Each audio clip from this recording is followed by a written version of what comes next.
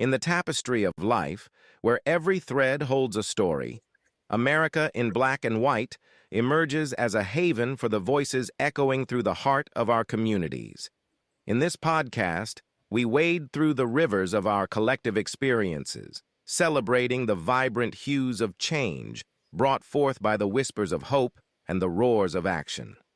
It's more than just a conversation. It's a journey into the heart of our society, illuminated by the light of those daring to dream and do. Join us, and let your voice be the melody that guides us toward a dawn where every color finds its place in the masterpiece of our shared destiny. Together, let's paint a future brimming with the positives that dwell in our minds and the actions that shape our...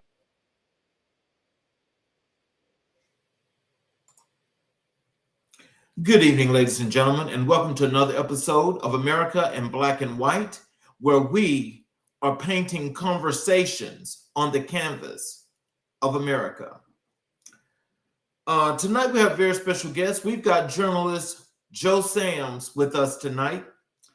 Joe Sam is an award-winning television journalist hailing from Opelousas, Louisiana, with a dynamic career marked by notable achievements and an unwavering dedication to his craft.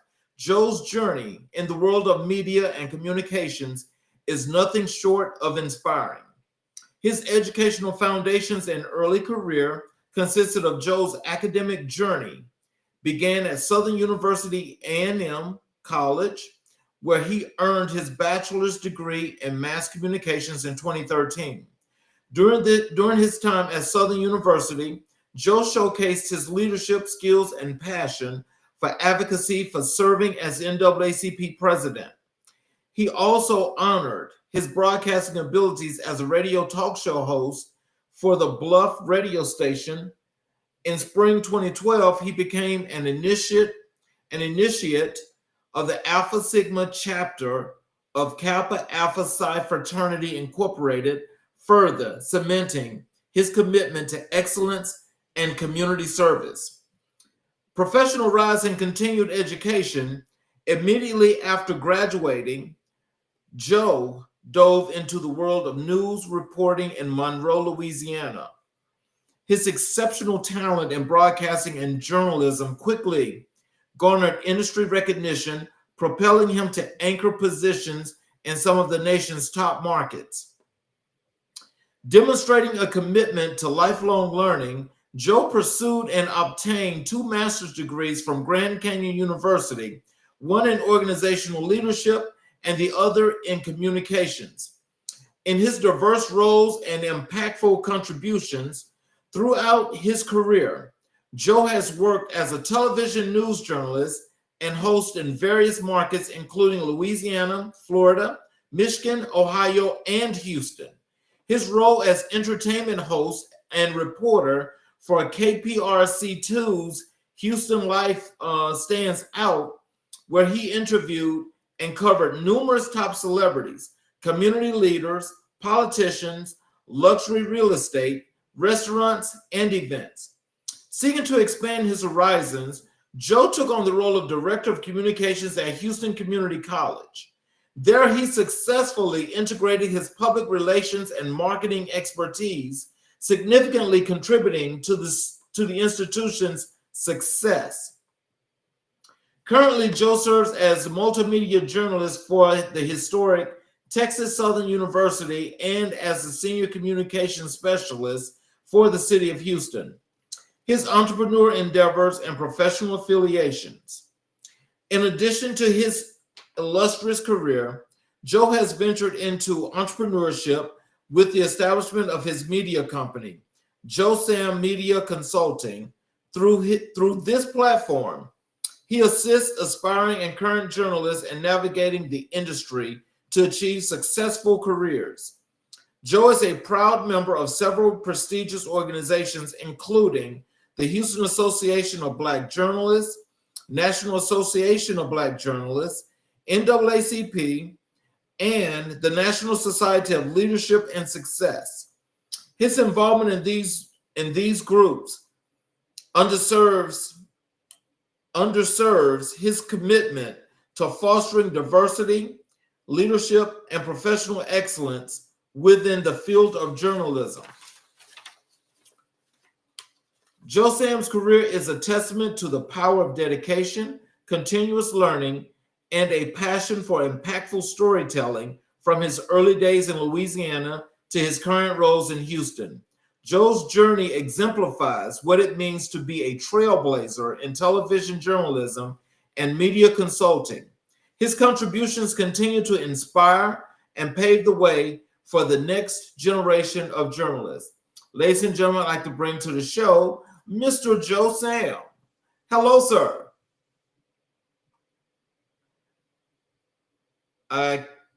We can't hear you.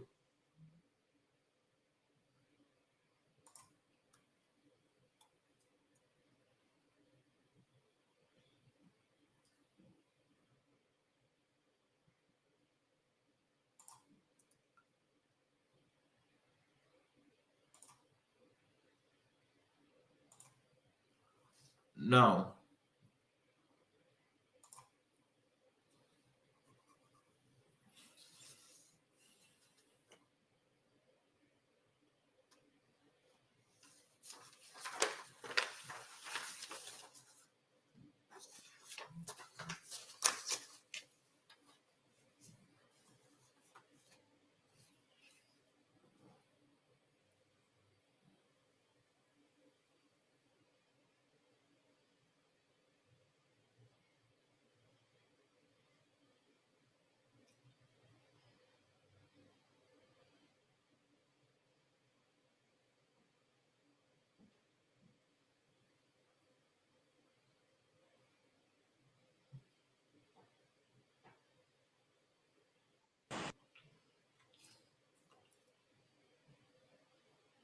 Okay, how about now?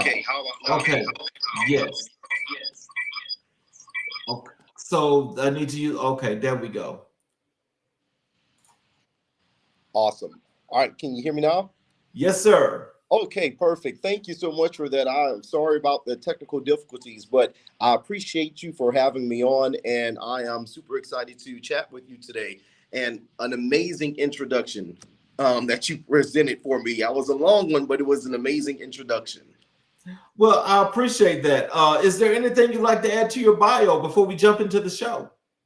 I know you covered all the bases. I did. I also was a instructor at the Ohio Media School, so that's actually where I got into my teaching and being able to really work with a lot of the youth in the area, and also what inspired me to write my book.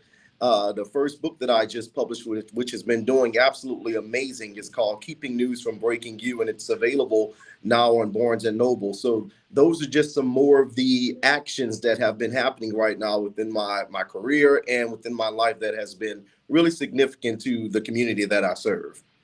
Oh, wow. Well, I definitely appreciate that. And, I'm sure that the audience is going to be looking forward to hearing all those good things, because all of those things are things that's definitely going to be some motivational, inspirational things for people to take away from this. Absolutely. As we start and we jump into the show, let's talk about your journalism career. Tell us what inspired you to pursue a career in journalism. Absolutely. So I originally went to school to be a attorney. So I love the aspect of doing research and just really fighting for those that I believe are looking for justice. So that was the first initial thought of what I was going to do as my career. But I got my internship within a courtroom, and that completely turned into another motivation. So I knew that the courtroom wasn't for me, but I knew that I still wanted to do research and I wanted to be able to communicate and talk. My nickname when I was younger was Storytime. My auntie gave me that name because I would always tell stories, make up stories, and I wanted everybody to listen to me tell this story. So she called me Storytime. And after talking to one of my mentors, they said, you know what, since law is not working out for you, have you ever thought about a career in journalism? And I didn't think about it at first, but as I started to see what was happening in the world, and then when it hit home personally, I had a 2-year-old nephew who unfortunately passed away due to child abuse. And from that moment, we wanted to get the story out as far as what was happening with the DCFS system and what was happening within the home that he lived in. And we had a journalist come and they wanted to tell our story. So they spoke with myself, they spoke with my mother, and that story sparked a wide range debate within Louisiana. And it actually signified and solidified the reason to why I wanted to be a journalist. It made sure that everyone was informed about what was happening within the DCFS system, the injustices that were taking place. And that story really helped a lot of children that were dealing with child abuse and not getting protected within DCFS. It saved a lot of them. So unfortunately, my nephew passed away, but that one story really saved a lot of other children. And when I saw the power of journalism and actually what it done for so many other families and how it helped heal our family, I said, this is going to be the career for me. And that was the first initiation into journalism for me. Oh, wow. So can you describe your journey into the field of journalism? Absolutely. I was a little shy at first because I didn't like my voice. I'm from Louisiana, as you mentioned. So a lot of the words that I was saying, they weren't coming out right. I couldn't say any TH words. So everything was coming out as dat. So I was saying it with D-A-T, and there was there. So it was D-H-E-R-E, and all of my TH words were horrible. So my accent was a huge challenge for me. So I was a little nervous getting into journalism, but you mentioned in my bio that I was a radio host for the Bluff radio station. That's where I initially started. And it helped me work on my language. It helped me get better at pronouncing a lot of things that I didn't know how to pronounce. And it helped me with getting comfortable speaking with people in front of a camera. And then I was posed to host with BET, the Black Entertainment Network, when they were doing the BET Black College Tours. So I did the audition and I was able to be chosen for the host for that. And that was my first TV job. And from there, I started working within all of the different TV stations within Louisiana while I was still in school. So I got my first job at WAFB back in Louisiana in Baton Rouge as a news content specialist. And if people don't know what that is, all I did was roll a prompter for the anchors to read. But I wanted to do better. I wanted to do more. So I worked with them and I said I wanted to maybe become a photographer. They taught me how to do photography and I took on a photographer position. I told them I wanted to learn how to write better. So they showed me what a producer does. And I ended up getting a producer role. And from there, I navigated my way from behind the scenes to in front of the camera. And that has just sparked the journey from there. I mean, long story short, from that moment in Louisiana, it just charged up my career. And I went on to different markets, different cities, to where I am now here in Houston, where I was a entertainment journalist for KPRC. And that was my dream job. So I was able to achieve that goal of being able to do that and tell stories that really advocated for the community and really made a big difference and showcased the positive side of TV journalism within our communities. So as they call you storyteller, can you tell us, like, compared to that time and you getting that first position, how did you stay inspired? What was so inspiring about that made you want to continue into journalism? Absolutely. So it was the people, really. It was the community. When you see something that can actually change someone's entire mind frame is what made me continue on within journalism. When I was working as an anchor and reporter in Michigan, I had a show called Missing in Michigan. And that show really touched a lot of people, especially within the Black community, because a lot of times whenever young Black teens go missing, their cases usually go cold. And the police there, they just were not looking for this specific teen. So I went back to the family. I did a little bit more investigating myself and found out more information. Where were they last seen? Who were they last with? Things that the police officers might have missed. And from us telling that story more and more and getting more attention from the community, police opened the case back up. They ended up finding the individual. It was unfortunately that they were deceased, but it brought so much closure to the family because they were searching for their loved one for years and years. And just from that one story was able to help that family heal. And that inspired me just to continue to do good within the community and to continue to do so for those that look like me within our communities of color. And that journalism really continued to touch more families and touch more people and help more people in a positive way. Oh wow. That's something else. I mean, you know, I always wondered, like, you know, when they have investigative journalism, you know, like what you was doing. Can you tell me, is that one of those parts of media or mainstream media that it has its own, it takes on its own thing to where you guys have more like of a leeway to pursue the story and you push it and push it and push it and you can just do that? Or do they tell you you have some part where you just can't do it anymore? Absolutely. For those particular stories, you are given a certain amount of time to flip the story. On a day-to-day basis, if you talk to any other journalists, we're usually having to turn a story on that same day.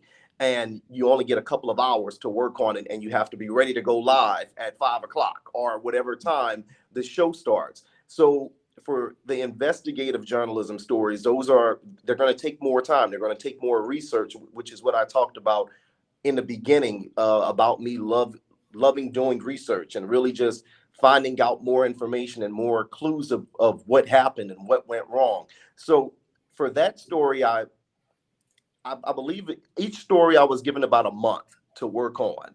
And the more leads I got and the more information I got, it was up to my news director to determine if they wanted to continue to keep that story going. So when they saw how much positivity it did within the community, they said, you know what, work on as many investigative stories as you would like. You have the power and the freedom to do as many missing in Michigan stories to make sure that these families get closure. And I did so. So some stories would take a month, other stories would take maybe 3 weeks to get more information and to even find some of these individuals. Not all of them were sad. We were able to bring back home, I believe, a total of 5 to 10 different children that were missing from those communities.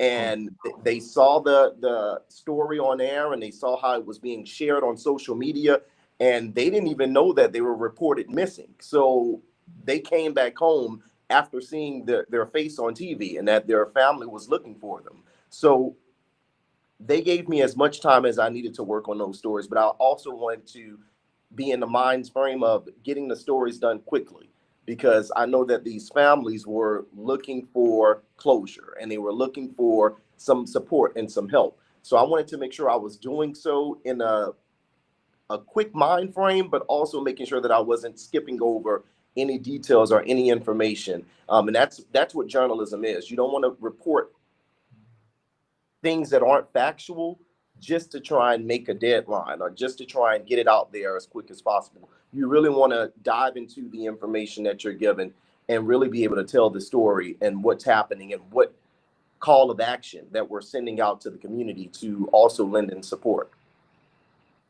Well, tell us about this. What has been your most memorable story to cover as a journalist?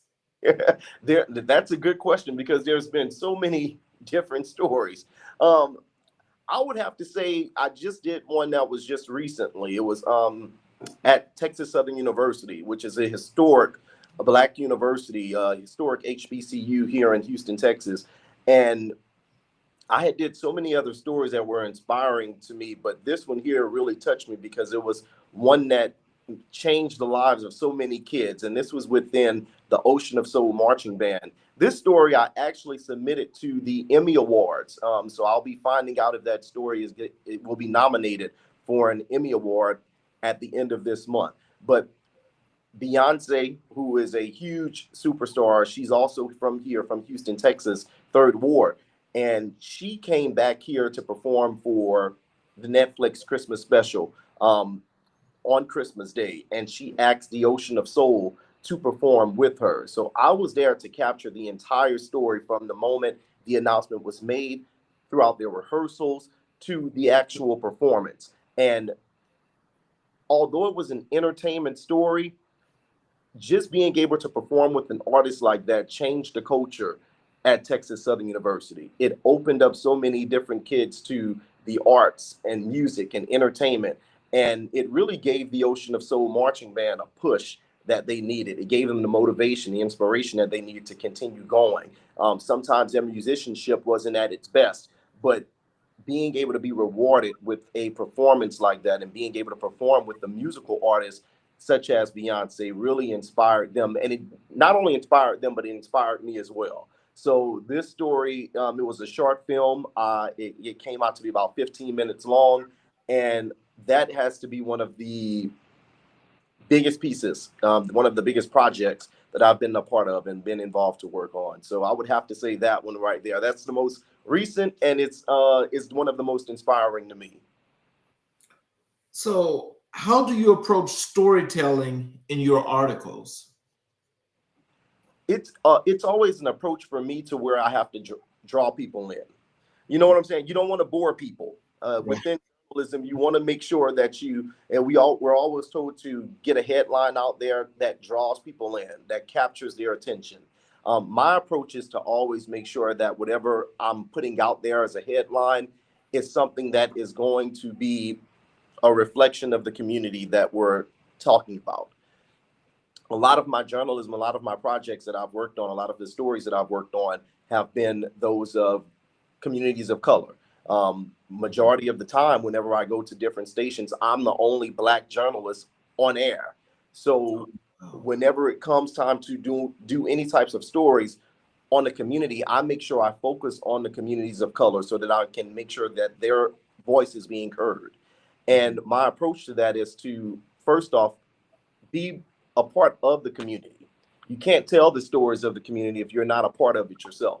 So I make sure that I'm there at the community meetings. I make sure that I'm there at the town halls. I make sure I'm hearing out everyone's concerns and what they're worried about, what they're excited about, what they would like to see happen within their community, and what they want their journalists to talk about. What would they like for me to report on? So my approach is always community first. I can't talk to an audience of people that don't know what I'm speaking about or don't trust me to tell their stories. So that's my first approach, is to gain the trust of the community, make sure that I'm writing to where I capture their attention and I keep their attention. We're living in an age right now where a lot of people's time spans are really short. They don't want to sit there and read an entire book. They want their information really quick, fast, and in a hurry. And I make sure that I do that, but doing so within the right information that they need. Here are the facts.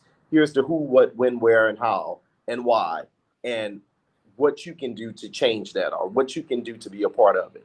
So that's the way I approach all of my stories. And I make sure that after I am done with that story, that there's follow-ups, that it's not a one-time thing. A lot of reporters, they break a story, then they move on to the next story, and then they move on to the next. And you never see them go back to the first story that they reported on. I like to go back in and check on my community. When within my family, they don't just call me once every year. They're calling me every other week and checking in on me, following up to see, hey, I know you had a bad week last week. How's this week looking for you? That's what I do within my journalism. If I'm reporting on a community that has been affected by an increase in taxes and they can't pay for their groceries, if I did that story that week, I'm going back the next week or the next 2 weeks after another bill was passed to see if anything changed. How can we help? How can we make sure that you're doing okay? So that's my approach to journalism. If I'm not helping, if there's not a call to action, then I'm not going to do the story. Well, you said something that really caught my attention because I find it to be very relative. When you were talking about if you're not from the community, how can you report on the community? Absolutely. Can you tell me what makes some of these news stations, and when I say this, I don't mean this to come out the wrong way, but just being factual. What makes them think white people can cover Black folk? And that's has always been a question to me. Because they just don't understand. Like I mentioned, they don't understand the community, and I don't know why a lot of these news directors or producers feel as if there's an issue in the Black community, we're going to send them out there. And it's surprising, and I'm glad that you brought that up, because there was a situation back when I was in Columbus, Ohio. It was during the time of George Floyd, and a lot of these reporters who were not black reporters, they were going out to cover these protests, and one of our anchors, who was also going back and forth with the reporter as they were live on the scene for one of the protests, he referred to some of the black protesters out there as animals. And the station continued to let him broadcast. I was watching from home because I was off by that time. I was on a different shift. And I couldn't believe that that came out of his mouth live on air. And from that, the community, the black community, called for his suspension. They suspended him with pay. And I didn't understand that either until the fuel died down. And they didn't understand exactly what black people were actually angry about. All they were seeing was that, oh, there's businesses being destroyed. They're not following the police officers' orders. But they didn't understand what we were really upset about, because, again, like I mentioned, they do not care to research what the community is going through. Why did George Floyd's death, why was it so significant to the black community and people of color? And that was the issue, that with a lot of these news directors, they don't understand that. And that's why it's always important to have a journalist of color within these stations, so that we can advocate for those communities, and we can, I hate to use the word educate, but so we can educate them on what it is that we do when we talk to these communities. I can cover any community, but I make sure that I'm covering the communities of color, because I know that my white counterparts are not going to do the type of job that I'm going to do, because I know these communities. I know what we're going through, because I'm going through it, because I am a person of color. I feel the same emotions. And if you can't relate when it comes to emotions with these people, they're not going to trust you, and they're not going to give you the story that you need. A lot of these white reporters, they don't care about relating, and they don't care about what's going on. They just want to get the story done and move on to the next. And that's, to me, inappropriate. So I always advocate for having black journalists within every single station that's within this country, which is another reason and another mission for the National Association of Black Journalists. They make sure that black reporters, black TV personnel are within these stations, so that we can educate our white counterparts on doing better and being better. Well, I wish that such a thing could happen, because I don't think that'll ever be, because those people can never relate to what it is to cover the black story, because they are not relatable to that. Exactly. So what I want to know is, you being the only black journalist in a lot of these places, what was that like for you? It was rough, to be honest with you. It was really hard. It's because like we just talked about, because some of these white reporters can't relate to our communities. I couldn't relate to that station environment and that culture that they had. Some things that they would talk about, I wouldn't have a clue what they were talking about, because I didn't watch those TV shows. I didn't grow up the way that some of them grew up. So I couldn't relate to what they were talking about. But I had to find a way to become a chameleon and to be able to fit with some of what they were saying. And it was vice versa. Some of the things that I would talk about, they wouldn't have a clue what I was saying. So a lot of times, whenever there's MLK Day that comes around, or Black History Month comes around, I was always the go-to person to be on air for, oh, Joe, we're going to give you a special for Black, and to showcase all the black stories for Black History Month. And I would always refuse to do so, because I would tell them, well, Black History Month is every month to me. So this month is nothing special from what I'm going to be doing year round. I'm always going to highlight the communities of color, not just for the month of February. Same thing for MLK. I want everyone to be able to be a part of this, because if you don't learn from what we've been through, you're never going to be able to relate to what we're going through right now. And it was a challenge. It was always a challenge being the only black reporter at these stations, or the only black anchor at these stations. And you had to watch your back, because some of your counterparts and some of your colleagues didn't want to see you elevate in some of these spaces. So you not only had to be 100% at your job, but 150%. While Mhm. they could be 50% at their job and the other 50% they didn't care. I had to Mhm. care, love my job, make sure I wasn't missing any details. I would write a story and then go back and proofread the story probably 5 times just to make sure that there was not one error within the story, because I knew if there were an error, I could be written up or I could be on the chopping block. While Wow. my counterparts, they can make as many errors as they please and still be elevated to anchor status. And it was hard, but we have to continue to do what we do, and it's something that still goes on till this very day. Mm. So, can you tell us, like, in just reporting your stories, like, especially like in this climate that we're in right now, okay? And we've got an occupier there in D.C. that's occupying the people's house, that's doing a hell of a job of just screwing up the whole world. Exactly. And so, my thing is with mainstream media refusing to do its job. And so you have platforms like this that may be in smaller numbers, but are growing exponentially around the country, now around the world. And people trying to get these different stories out. How do especially at this point in time, work stories like that in to make sure that they are front page number one, uno, that people know that this is what's happening? How do Yeah, you do that? absolutely. It's always going to be a fight, and what you have to make sure you do is that you gain the trust of these people that you're working with, because and even if you do have it, there's always going to be a moment in time where the person that's in the White House doesn't like what you're saying, and you get fired the next day. Mhm.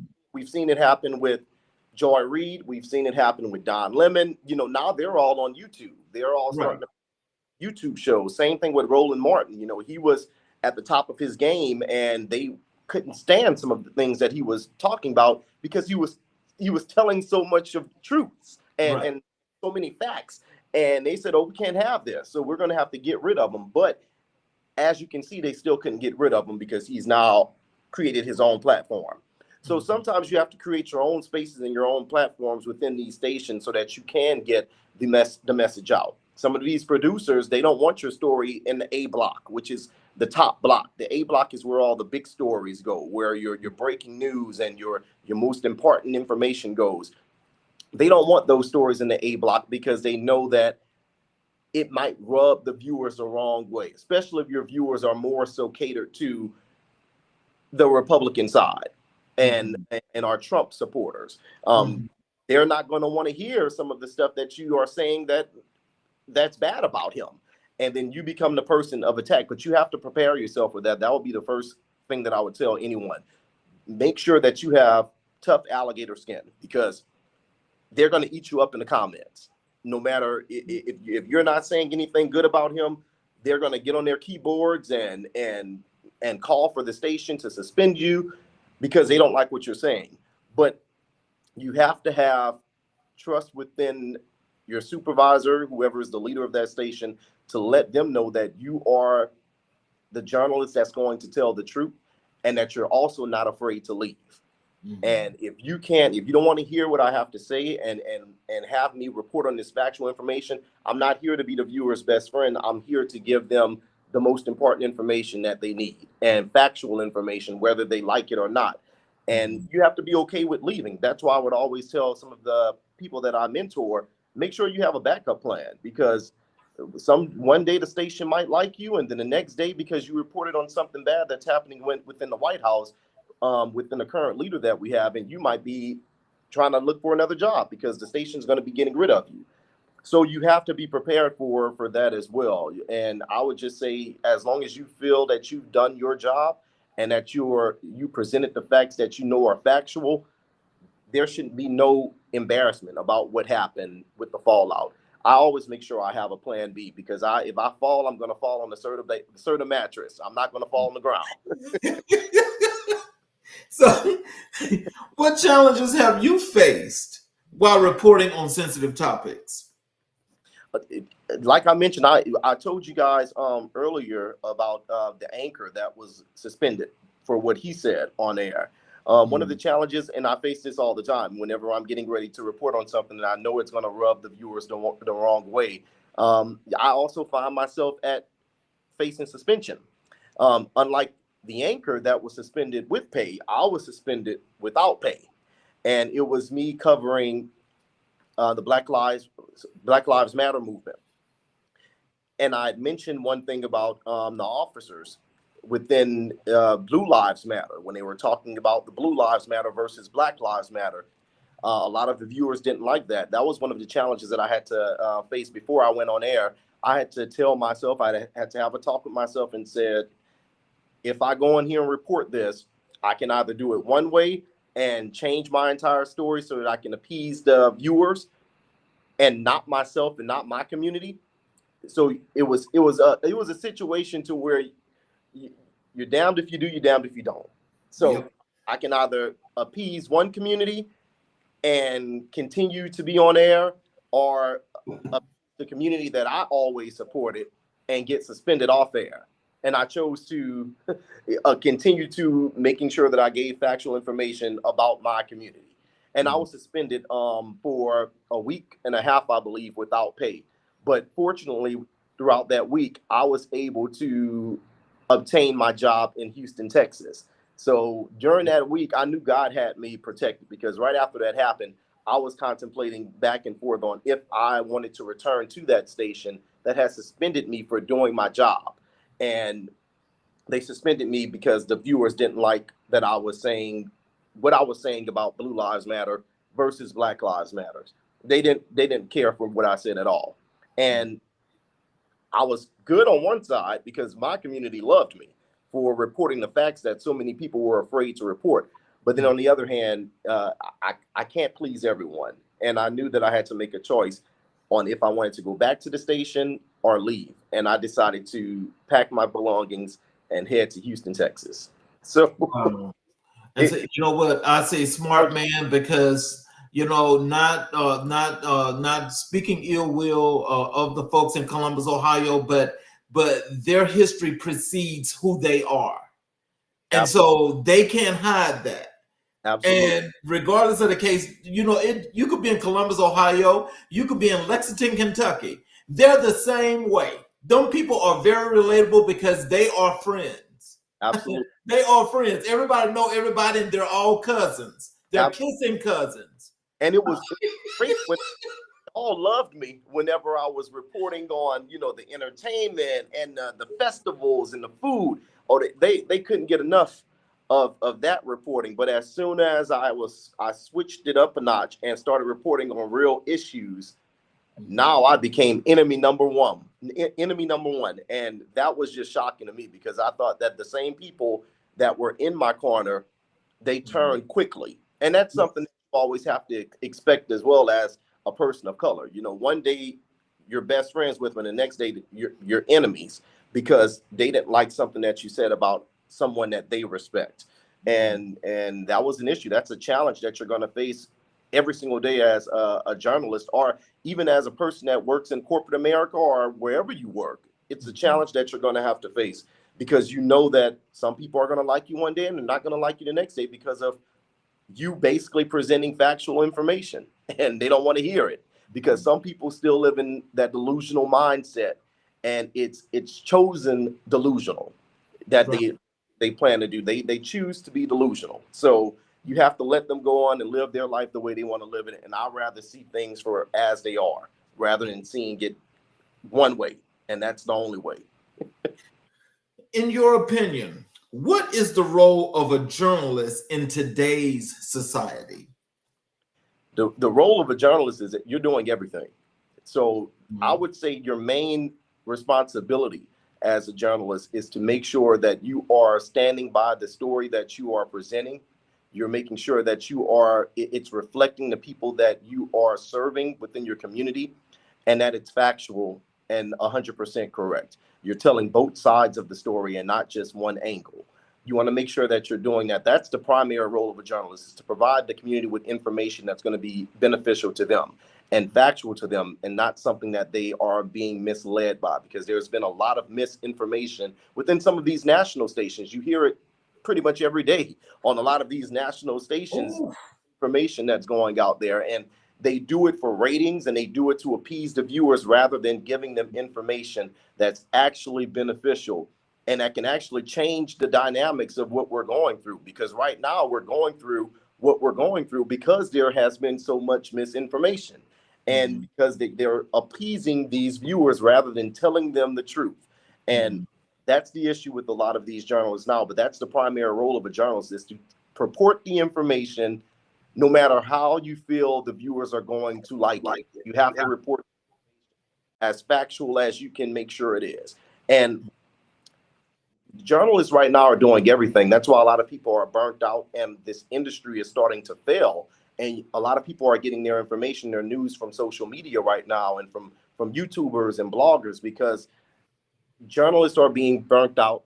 They're not only the person that's on camera, but they're shooting their own material. They're writing their own material. They're editing their own material, and they have to do it all while also being underpaid and under-respected and undervalued. So you see a lot of people leaving the industry and going to other spectrums of communications.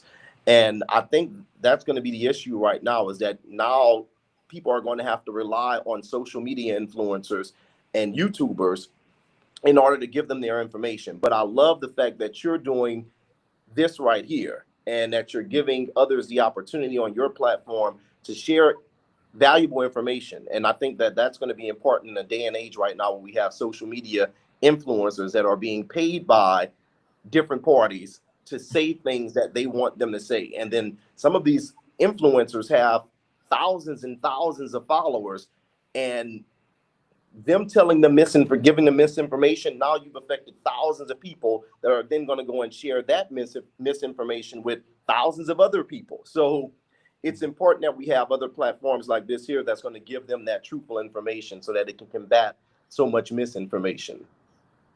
And so I just want to say this, just before we move on, is that in mainstream media, I think white America has done its damnedest. That's destroying the world. And they're destroying the world because they are in fear of lying, cheating, and stealing, and making themselves pretty much, I'm supposed to get this, do that, or whatever have you, and not have no accountability. But because they've done that so much and the world has evolved, they now realize that that's not the way of the world. So rather than do the right thing, they'd rather burn this place to the ground, is what they're saying. But primarily what's going to happen is we're not going to let that happen, because we are the majority and always have been. But you see, as all of these platforms pick up, they're going to realize who's going to be begging after a while, because we really don't need them. They need us. Absolutely. And so that's what we need to be thinking about. That's why I say it's all about building communities. We build our communities and say, go do what you do. And that's where we're going. And then they're going to realize at that point how important it was to have us be a part of a more wider range of what's going on in America today. You hit it on the nail when you said that they've always had this privilege, and now they're seeing that their privilege is failing them. So what to do in these situations now, because it's always worked for them, and now it's not working. So they don't know how to handle that. And I see a lot of them throwing temper tantrums, and they're acting like children now, because they've never been told no before, and had the door slammed in their face, and they're like, oh, well, I can go and commit this crime and get away with it, and it's because my privilege is going to let me get away with it. But now they see that it's not working for them, and they're like, oh, well, I don't know what to do now. And I actually have to be accountable for my crimes and for what I do. And I think a lot of people are putting their foot down. A lot of people of color are putting their foot down, because we were always told by our grandparents and a lot of our older generations, just say yes, ma'am, and yes, sir, and no, ma'am, and no, sir.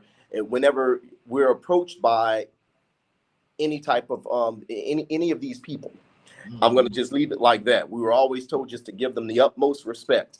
But now a lot of people of color are putting their foot down. They're like, no, I'm not going to tolerate that. I'm not going to take that. And if I'm disrespected, they're going to also be met with disrespect. I'm not going to give someone respect when they're disrespecting me. And a lot of these white people who were privileged are not used to being disrespected as much as they would disrespect us.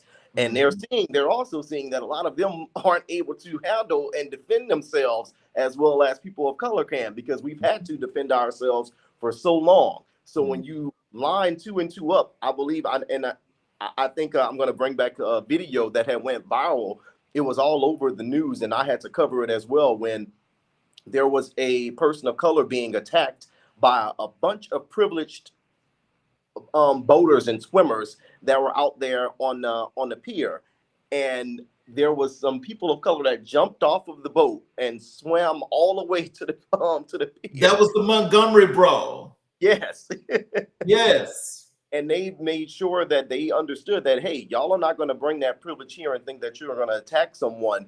And we're not. And a lot of these people didn't know the security guard that was being attacked, but they jumped in to defend that person from being attacked because he was only out there doing his job. And because he told these people no, and they couldn't understand that, they decided to get violent. And we're always painted as the ones that are violent, but then now we're actually seeing who are actually the violent people. Exactly. And now Black people have to continue to show them that we're going to defend ourselves. And when we defend ourselves, you're going to lose. So you may want to think twice before you try it again. Yes. So we're going to transition to your work as an author. Yes. And so tell us, what motivated you to write your first book?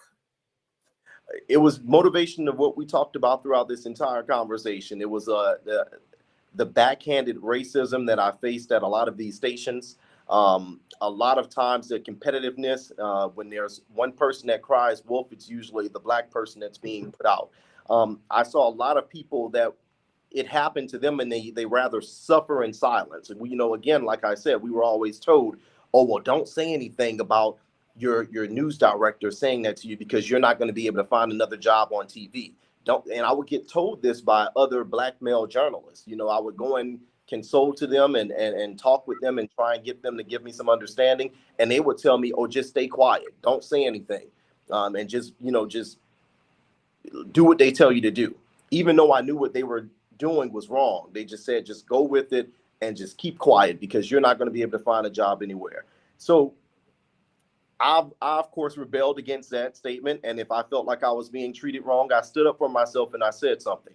And I've done that at a couple of stations until I started realizing the tips and the tools that I needed to have in order to survive at these stations.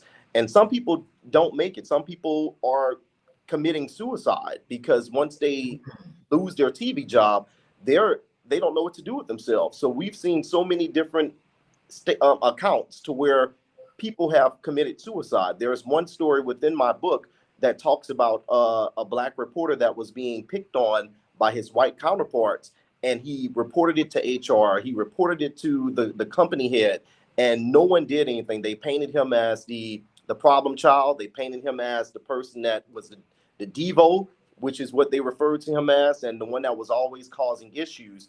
And they end up firing him after a point of time, even though he was in the right.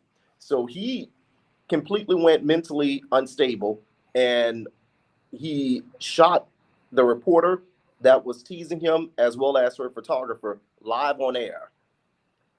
Those two people lost their lives. And then as he fled from the cops, he eventually stopped at one point and shot himself and committed suicide. And this was all stemming from these white counterparts at these stations picking and aggravating the person of color, and no one believing him, everyone painting him as the problem child. That's where it all stemmed from. 3 people lost their lives because of that. So I felt that it was important to write this book because I seen it happening so much within the industry. I seen it happening time and time and time again. We actually just lost recently one of our colleagues and a big mentor to me, Chauncey Glover. He was a huge anchor here in Houston, Texas, and he lost his life. we are still trying to figure out what was the cause behind it, but a lot of speculations are saying it was because of a mental breakdown. And a lot of people don't understand how mentally a lot of these reporters, especially reporters and journalists of color, are going through, I'm just going to say it, are going through hell at some of these stations in order to just do their job. And the book is called Keeping News from Breaking You, because I wanted to make sure that I'm telling them not about ways to not let it break your spirit, not let it break your bank account, not let it break your drive and your determination. And here are the ways on how you can make sure you protect yourself whenever you do get within this industry or any industry. It's not just for those that are in the TV industry, but these tips and lessons can be applied to any industry in order to keep people from coming after you and affecting your job and your livelihood. So it teaches you about paper trailing. It teaches you about the red flags whenever you start seeing things happening, about micromanagement, all of those different things, and how to make sure you protect yourselves within the corporate industry and the news industry. Mm. So can you describe your writing process? The writing process stemmed from my business. We talked about my business, so it was Joe Sam Media Consulting. A lot of those stories came from some of the clients that I worked within my consulting firm. So they would tell me about what was going on at their stations, and I asked each and every last one of them before I wrote the book, can I use your stories? Can I talk about what you've shared with me within my store? Of course, we're going to keep your name confidential, but we're not going to put it in the book. We're going to make sure we just tell your story and what happened. So my writing process started from there. I made sure that I just laid out a blank sheet of paper, and I started laying out step by step what happened, giving real testaments from people that have gone through these things, including myself, and the steps on how to make sure you protect yourself from walking in the building day one. So the writing started off a little slow because I wanted to really figure out the dynamics of what was happening within the station. And again, like I said, I wanted to get both angles. So I talked with a lot of corporations as well, a lot of different businesses, a lot of different people that were in management positions. I learned about the different styles of management. I have a master's degree in organizational leadership. So we talked about different leadership styles and different leadership structures. And that's where the writing started to form and the book started to come to life, utilizing all of those different interviews that I did with business and corporations, former journalists, former managers, and then branching some from off of my own experiences as well. So it started off slow, but then it progressed. And before you know it, I ended up having 150 pages. And from there, it branched into 300 pages that I had to then dial back down because I knew, nowadays people don't have time to read a 500-page novel. So we had to bring it on back. But my writing style started from there. I wanted it to be powerful. I wanted it to be inspirational. And I also want people to walk away with something once they finish reading the book in order to protect themselves from years and years to come within whatever business or industry they decide to go in. So how does your experience as a journalist inform your writing as an author? So it's completely different. So being a journalist and being on air, I had to bring the energy out through my personality, as what we are doing right now through the screen. You have to emote that through the screen and get people to trust and listen to what you're saying through the television screen. Within the book, you want to make sure that they're right there with you. So I went back and I read the book myself in order for me to see if I followed through, if it had a good flow, if I can picture myself saying all of this as well. And I wanted to make sure I got others to read it as well. So we had a focus group within the writing, and they said it was completely different from how I presented on air. On air, I'm lively, I'm fun, I'm giving a lot of energy. Within the book, I became more serious. So my writing was more dynamic, it was more balanced, and it was also more detailed within step one, step A, step B, step C, all of those steps that were in there. And then, of course, I was able to get an opportunity to write more and put more within the book. I mentioned earlier, whenever I'm reporting on air, you only get 1 minute and 30 seconds to tell the story. Within the book, I was able to get as many blank pages as I needed to share what I needed to be shared. So it was completely different. And it opened my eyes to how much pressure writers go through in order to make sure that this book is something that people cannot put down. You want to make sure from when they start from page one that they get to the last page, and then they're not stopping halfway through the book. So that's what I wanted to make sure that was showcased within my writing style compared to my journalism style. My journalism style, you'll see a lot of energy, a lot of personality, a lot of I would say passion within that. Within the book, you're going to see a different person, more of the business side of who I am and more tactical side of who I am. So, can you tell us what themes do you find yourself exploring most in your books? So the main theme I would say is that it starts off with the first theme of getting into any type of job. So job searching, jobs, career development. That's the first theme of the book.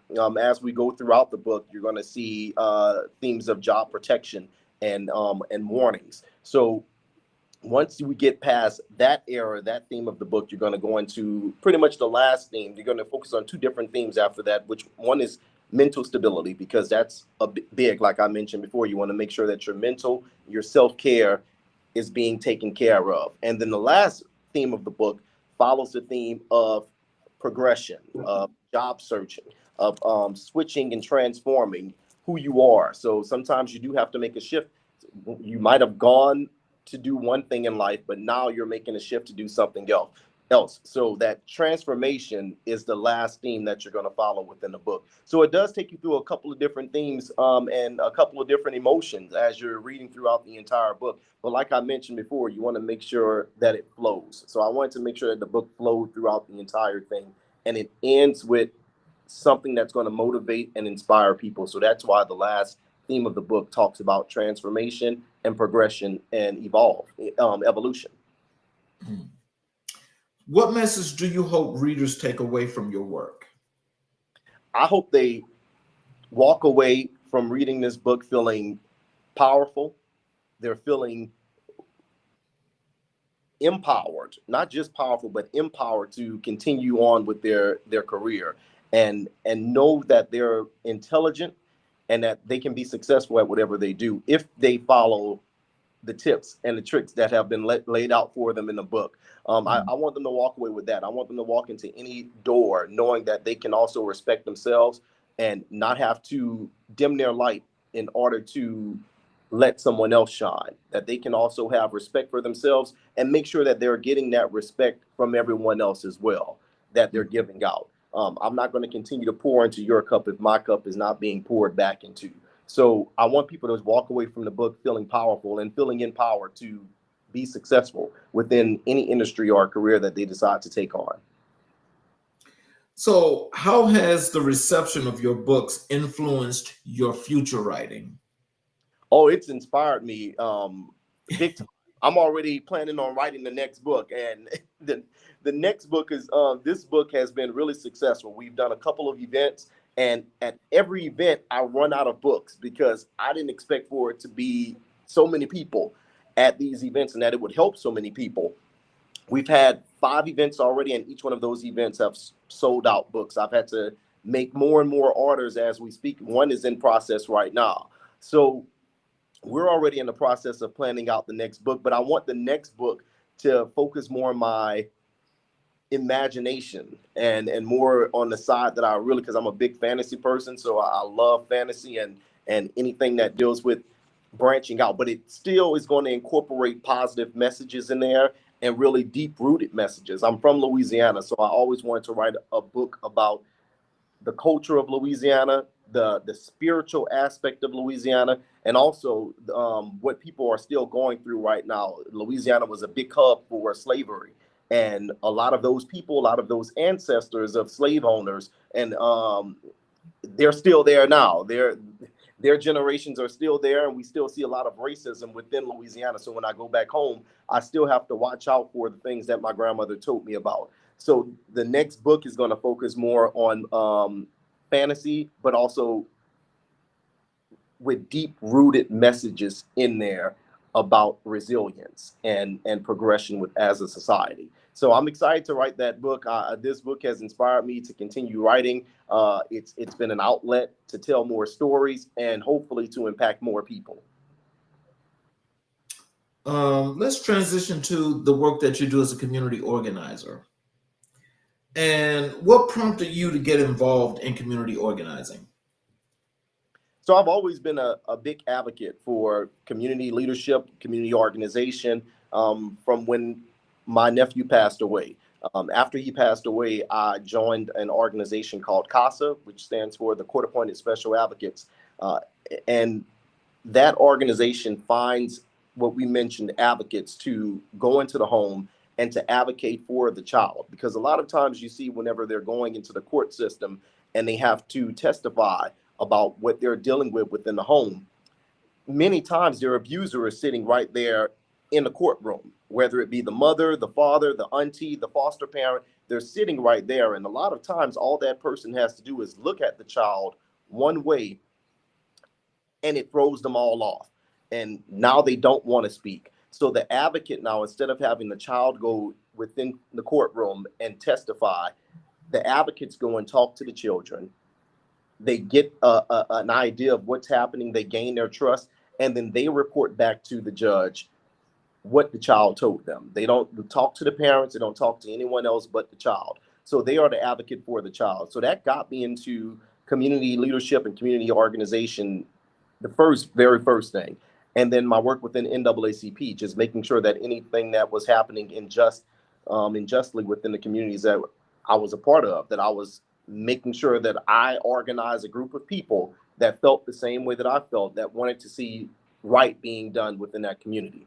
And the more and more successful events that we were able to put on and organize, the deeper I got within community development, community organization. I do that now within my fraternity, Kappa Alpha Psi Fraternity Incorporated.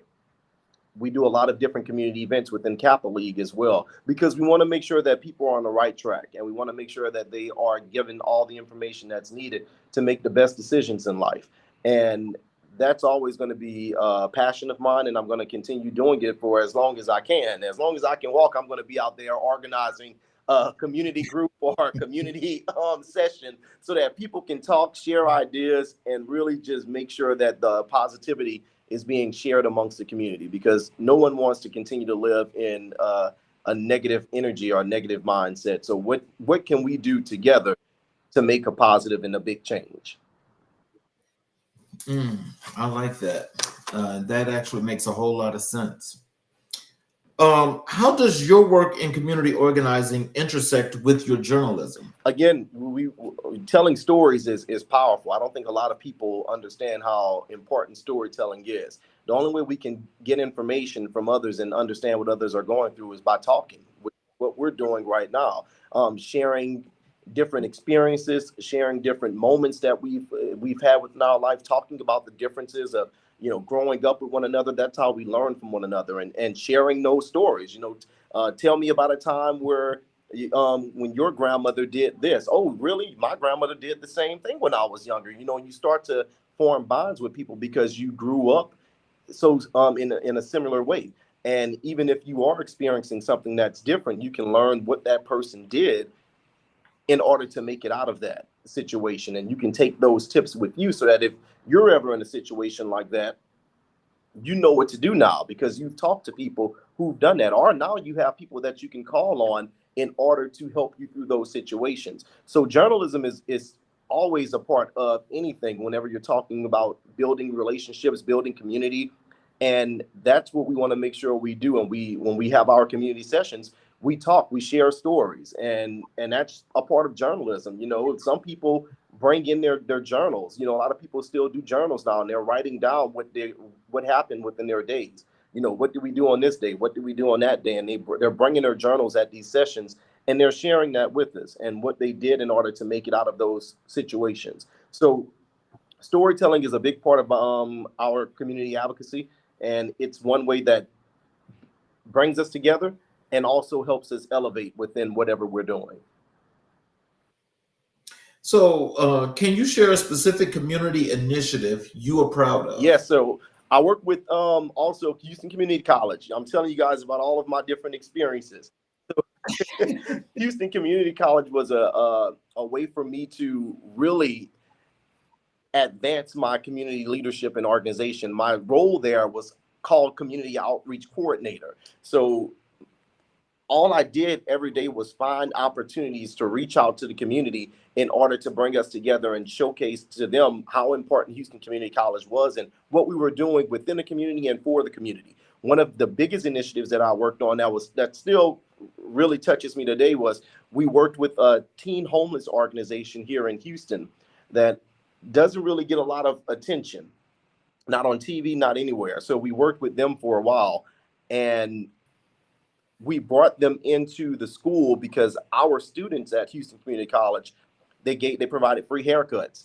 They needed to complete their final exams, and they needed people to work on in order to do so. So instead of getting just any people that were already successful within the community, I reached out to the homeless organization, and we organized a trip for those teens that were there that didn't have the funds or the means on getting a chance to have some self-care.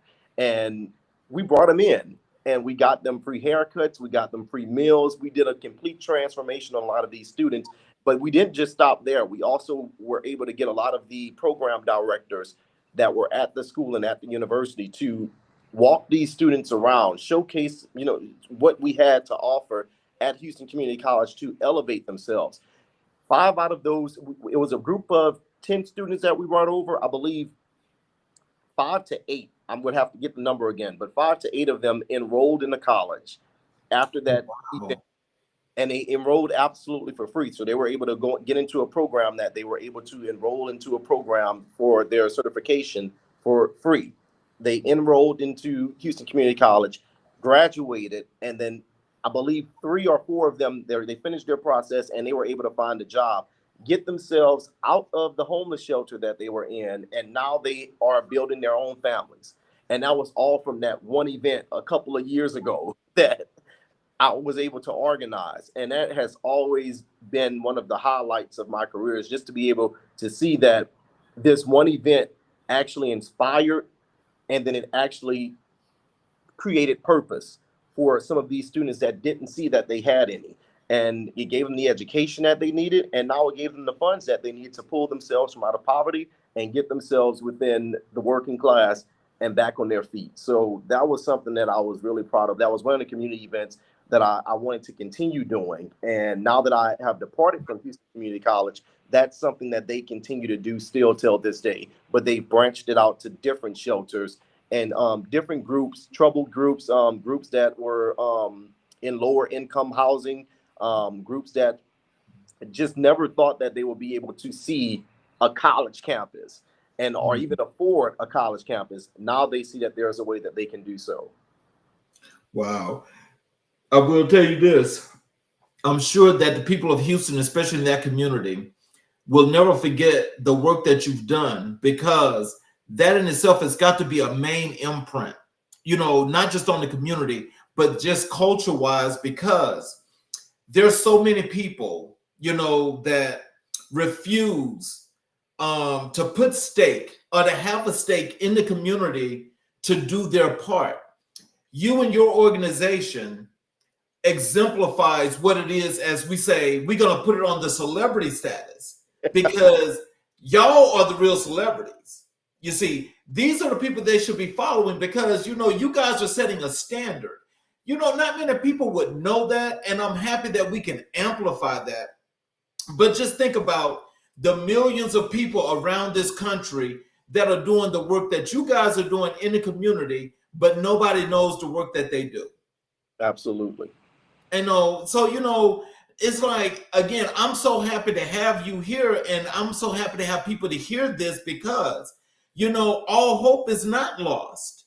Because when people are reaching back like you guys are doing, and you're pulling people forward, that's what we're supposed to do. Absolutely. And see, this right here is like, give you guys that star, because that's 5-star right there. That's that 5-star treatment. And you guys are getting the results. I love that. Yeah, and I appreciate you for even having me on the show to even talk about this here, because this has been something that we've been trying to get out. Now that I'm off of the TV stations, we pitch these ideas to the stations so that they can come out to the events. But I know as a journalist, they say if it doesn't bleed, then it doesn't lead. So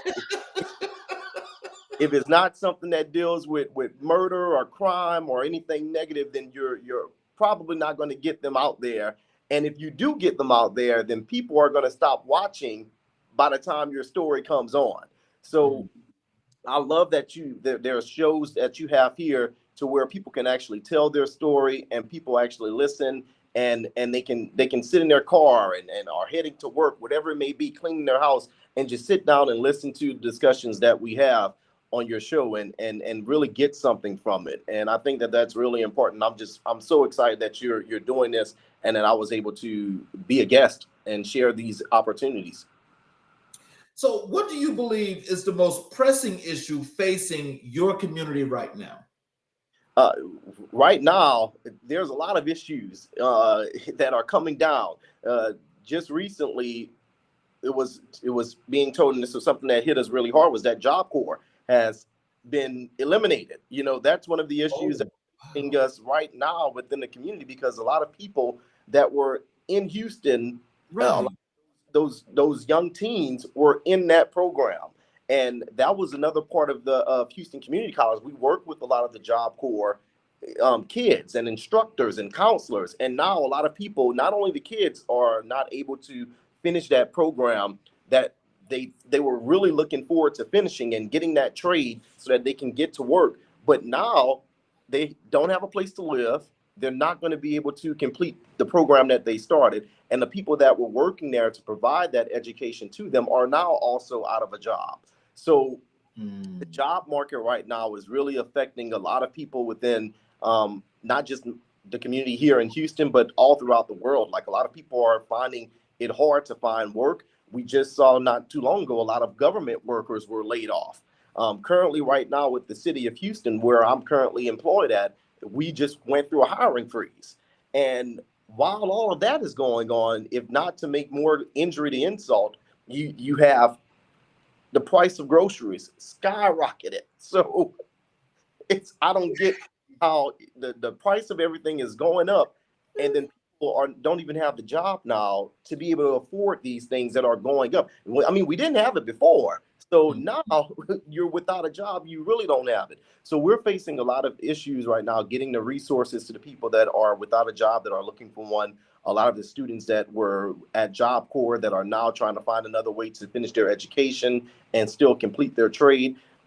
That's the issues that we're facing. And it's something that I'm working with my organization, Cap Alpha Psi, to figure out some solutions. We have a couple of meetings in a few weeks from now, just to talk and figure out what can we do to help these students and help the people within the community that are going through all of these hardships right now, that are being caused by the leader of the country that was voted in to serve as president again, that's causing a lot of these issues for a lot of individuals. And it's sad to see. I mean, I'm fortunate that I still have a job, because I made it in right before they started the hiring freeze. So had I not made it in before that freeze started, I possibly would be unemployed. So it can happen to anybody. And I feel like a lot of people are afraid right now. A lot of people have lost trust within the country right now, and they don't know where to turn. And I feel like that's the issue, and it's a big issue that needs to be fixed and addressed. And there's only so much that we as small organizations can do to make a dent and put a dent in the issue that's being caused right now. Mm.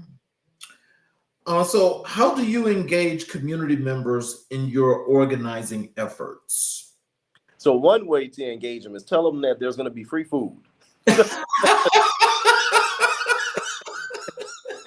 That's usually one way that's going to bring everybody out. Your events, but but more importantly, you want to make sure that you're talking about, like I mentioned, issues that are affecting them.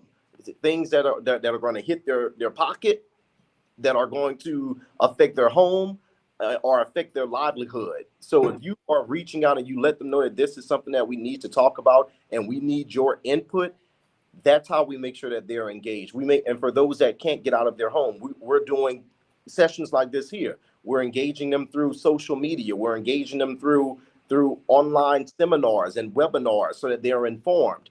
And if we're doing any in-person events, we're making sure that we're giving them something that pulls them out of their homes so that they can come and listen to what we have to say. And typically that's what helps. We tell them that they come in to get something free. They're going to be there. But we want to make sure that once they're there, that we are engaging them within the conversation. We're hearing their concerns and we're applying their solutions. We're not just there just to listen to complaints. We're here to get solutions, and we're going to figure out if these solutions that you're providing from the community is going to help whatever we're dealing with. So that's how we're engaging our community, and we're making sure that we continue to engage them with more webinars, with more learning sessions, with more information out there. So sometimes we are going door to door and letting them know, hey, here's what's happening in your community. Here are the people that are running in your local offices, and here's what they want to do in order to change that. And they want you to be a part of it. Come down to these sessions. Let us hear your input and see what we can do to help that voice be heard. So that's how we're going to keep doing that. Every single time that there's anything that we need to talk about, we're going to make sure that we get as many people rallied together. That's the whole purpose of the NAACP. We've done a lot of different rallies, and we make sure that our rallies are solution based and that they're going to be provided with a outcome that's going to be positive for us. So we do Black History 365. Yes. And so when I spoke with you and asked you the most influential person in your life and your career, you responded with the great, the awesome Langston Hughes. Yes, sir. So I want you to tell us, why do you consider Langston Hughes the most influential person in Black history for you? Langston Hughes has been so significant. I want to also mention that my line name, they called me Langston Hughes. So that's what my line name is within Kappa Alpha Psi. And it's because I followed within his footsteps. So I'm also a spoken word poet. And within my college days, I did a lot of spoken word poetry that had a lot of meaning within those poems. And Langston Hughes inspired my writing. He inspired me going into storytelling and me becoming a journalist, because a lot of his publications have been about Black people, people of color. And he didn't focus on the wealthy, Black, successful people. He focused on those that were in middle class and lower income, so that he can share those stories about what they're going through. And I reflected a lot in that, because I came from a middle class community of color. So a lot of things that he talked about within his poems, I could relate to it. And he did it in a way that was entertaining and exciting to read. A lot of the poems that he had, I couldn't put down. And I followed in those footsteps. And from there, I started writing. I started telling a lot of different poems, and I tried to reflect the things that he's done within his career within mine. And I feel like he's inspired some of the greats. Maya Angelou came after him. She was inspired by Langston Hughes as well. And a lot of people know Maya Angelou, but they don't know Langston Hughes. So I always want to make sure that people know who he is and know what he's done for the community and within the community, because he wasn't just a poet and an amazing writer, but he was there on the ground. He was in the community helping with a lot of things that need to, and he was only able to write about these things because he's seen it firsthand for himself. And I felt like we related on so many different levels with one another. And I just feel like he has just always been such an influential person within Black history. And he definitely needs to get the respect that we give to so many other prominent Black historical people within our history. I love that. And I'm going to tell you something. I gave him credit because I was always in doing some research, about Langston Hughes, because I've got several books of his. But the thing that stood out so much for me is that, remember when all of the authors during the Harlem Renaissance, they all took off and went to Europe. They all went to France. Hughes stayed behind. He stayed there in New York. and he did his thing. And so, just as you say, as all those other folk were thrown in the lights, when they mentioned the Harlem Renaissance, they never really mentioned him. Mm-hmm. And I never could understand why. And I will always say that it's because of his strength. Absolutely. Because he wrote this one short story. I don't know if you read it or not, but I got a book of his short stories. He did one that's called Who's Passing for Who? You, as a Hughes reader, when you read that, you will realize how relevant it is today. A lot of what he still can be applied to the lessons that we're being told today. And that's why I feel like it's so influential. It's like he foreseen some of the things that were going to happen that we will be going through. And I think that that's important that we all go back to some of his literature and continue to read some of these things. And you'll find strength within some of these messages that he has within those poems. You'll find the strength that you need because they are inspiring, they're motivational, but they're also informative. And I think a lot of people would be able to benefit from just reading anything that he was able to publish. Mm-hmm. So can you share a specific piece of Hughes's work that has resonated with you? Yes, so it was called The Negro Goes to the Bayou. That was one of the works that I just was really, really taken back by, because like I said, it talked about the people of color. It talked about the person that had so much strength and resilience within their own self. And they had to find that deep within themselves. It not only were within their spiritual beliefs, but within their community as well. And I feel like that was one of the stories, like I mentioned, that resonated along with me and what I've gone through within my life, because I've had a lot of challenges, and as they did as well. And they were able to find a way to overcome all of those challenges and obstacles and get out on top.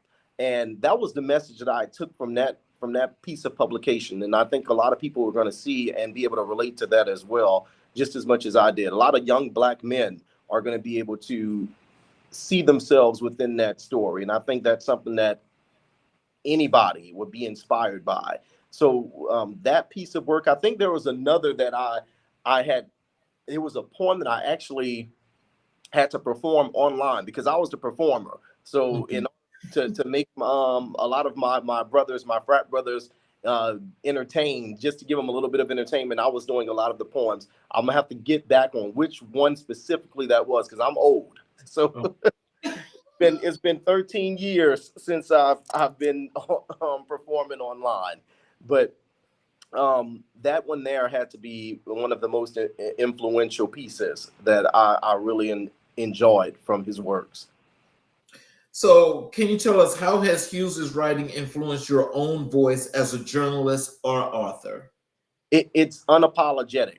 That's going to be the word that I would use. Like he understood that he didn't care what anybody else had to say. He was going to tell it like it was, and it was going to be what it's going to be. And that's how my journalism has been. I mentioned earlier, I didn't care if this side is going to be appeased or that side. I'm going to tell the truth, and you can take it as it is and do what you please with it. And that's how his writing has influenced mine. He was a strong writer, and I feel like he didn't take any backlash from anyone. He didn't take any criticism from anyone, because he knew what he was saying was going to be impactful to those that read it. And that's what I wanted to make sure I did within my journalism career. And the way he wrote, like I mentioned, was so entertaining. I want people, whenever they're reading any of my work, to be entertained, to be inspired, and to be empowered. And that's what I got from reading his work. So I wanted that same feeling that I felt reading Langston Hughes for when people read any of Joe Sam's. Okay. That's what's up. I want that same feeling for them as well. And I'm hoping that one, if not some of my many stories, was able to do that. So in what ways do you think Hughes's themes are relevant to today's society? So we mentioned it before, one being resilience within the community. We're always able to come back.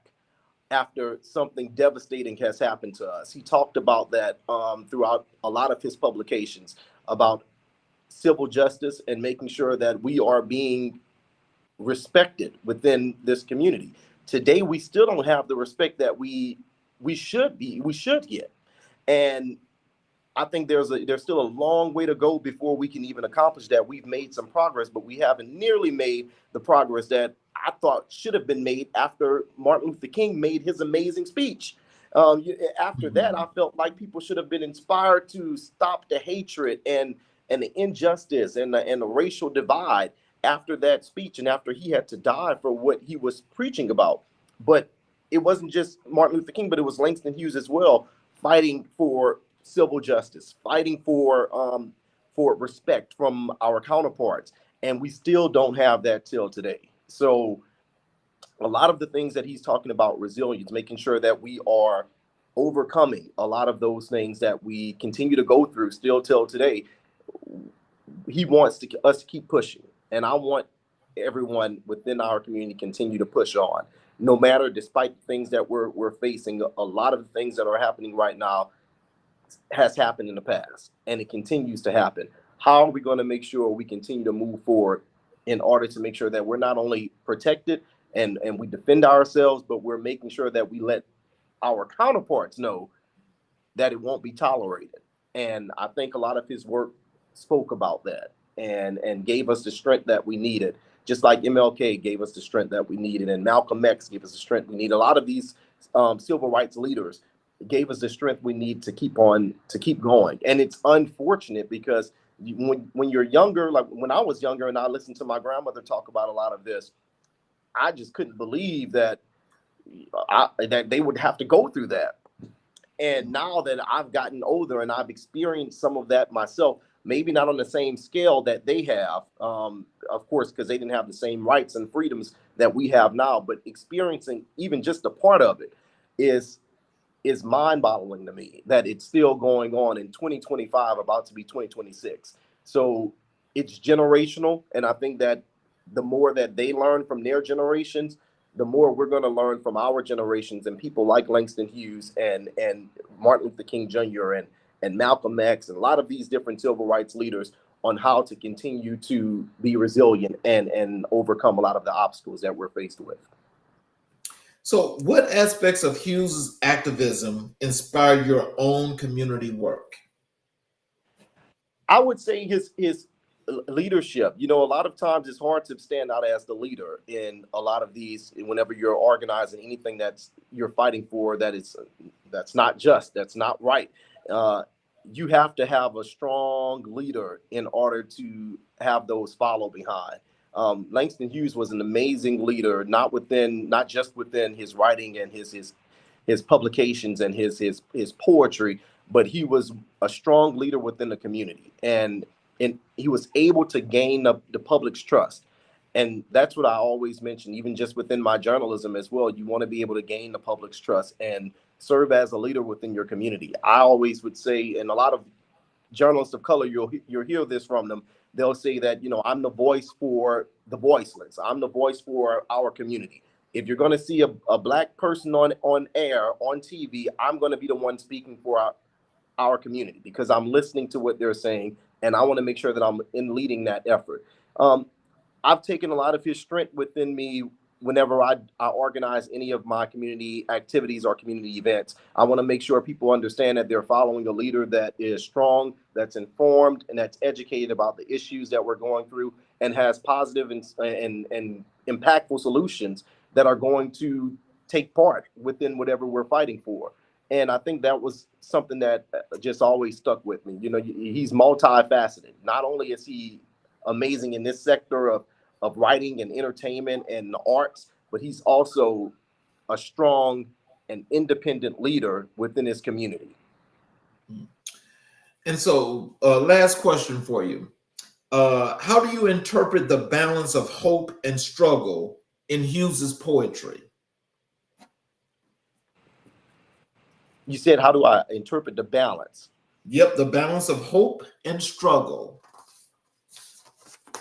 That's a good question, because it's it's twofolded for me because of course, a lot of the stuff he wrote about uh, has been struggle. Like I mentioned, he talks a lot about injustices and a lot of the struggles that we're still going through now today.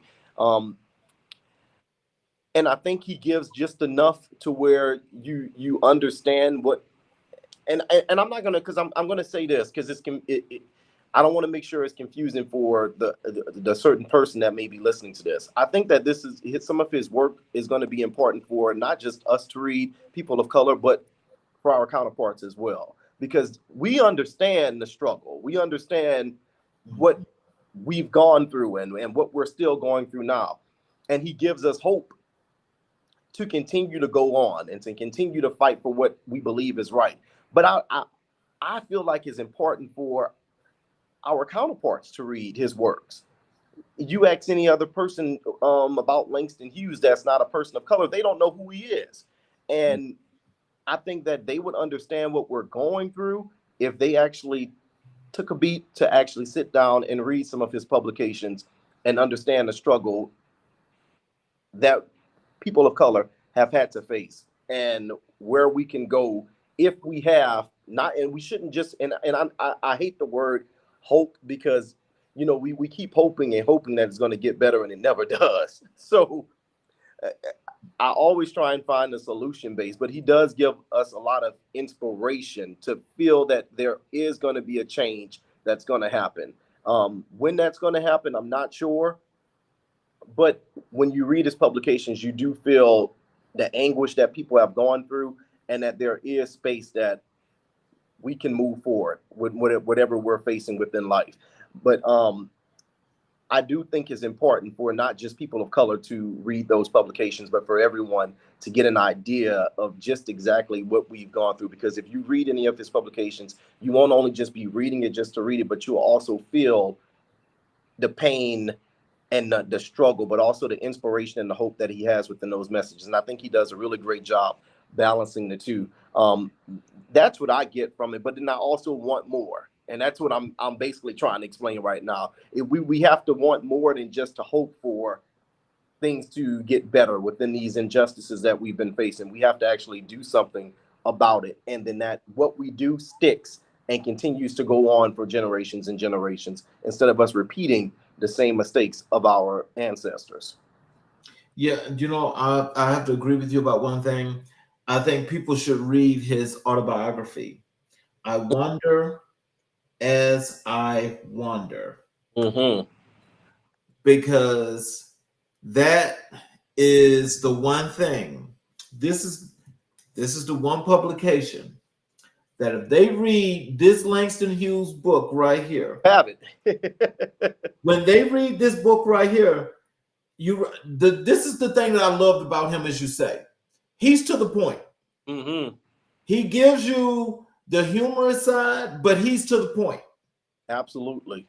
And for those that can interpret what that means, which I don't think a lot of people will be able to if they can identify with him, because he had to go through some struggles that I would say that is one of the things that has plagued our community forever and a day, and that's colorism. Mm-hmm. And so I think because he was so fair-skinned, right, that a lot of people just failed to want to accept him for who he was and the great writings that he had. Absolutely. And that's something that we still deal with today too. Just, that's a whole nother topic for another day, but the colorism within, the darker complected people compared to the fair skin, like how we say in Louisiana, the Creoles, it's an issue that's also facing our community that some people, we call it, can pass. If you ever heard of that before, they're passing. So they can go into certain spaces because of the color of their skin that a darker skinned person wouldn't be able to go into. But I'm not going to get into all of that because that's a whole nother conversation. Just remember that short story I told you. Who's passing for who? When he wrote that, it was a reason why he wrote that. I'm just going to tell you that. So in closing, what are some of the things that some words of wisdom some character things that you want to leave with the audience. That includes how they can connect with you on social media, how they can connect with you on your website, any of those wonderful things. What do you like to leave with us tonight? Absolutely. So I just want to make sure that everyone just understands, be prideful of who you are, know what you're worth. And when you know your worth, you understand just how important you can be to any situation, and just how important you are to yourself. So be strong, be powerful, and be empowered by different situations. And if you get that within your head, you can be successful within anything. That's the message that I always want to leave people with. And also to live every day as if it's not a mistake. When you wake up, make sure that you're giving your best foot forward within anything that you do, but you're also passing it on to the next generation, because young people, we need it. I didn't have it when I was growing up, and I could have used it. I think anybody can appreciate that. Anyone that's looking to connect with me, you can do so on Instagram. I'm not on everything because they keep coming out with more stuff, but I'm on Instagram, Facebook, and LinkedIn, but I'm not on TikTok. I don't have any of that yet. I can't keep up, but the same name on all platforms, Joe Sam, Joe Sam _TV on Instagram. That's the only one that's different, but Joe Sam on LinkedIn and on Facebook. And I am here to answer any questions. If you have any community events that you would like me to be a part of, I am there. So I definitely appreciate being on this platform and you having me on your show. I really appreciate the opportunity. Well, for those of you that are watching the show tonight, please understand one thing. As you listen to Joe tell us the stories of journalism through the lenses in which he has seen all of these things that he has talked about, this is real. And with it being real, and with us being in the 21st century, having to face repression at a whole different level than what it was in the 19th and 20th century. Much, much different, because now the thing is, these people are feeling like they're more sophisticated with it when they're really not. So what we have to do is we still have to get together and we have to do our thing together as a community. We have to be strong and we have to make it work. So for all of you that are watching on the YouTube channel, please, if you have not, help us out by subscribing and doing the notifications so you can watch every show live and watch all the shows that have been previously recorded. I want to thank you, Joe, for being with us here with us tonight, and have you all know that we will have another great show for you all tomorrow night on America in Black and White, where we are coloring conversations on America's canvas.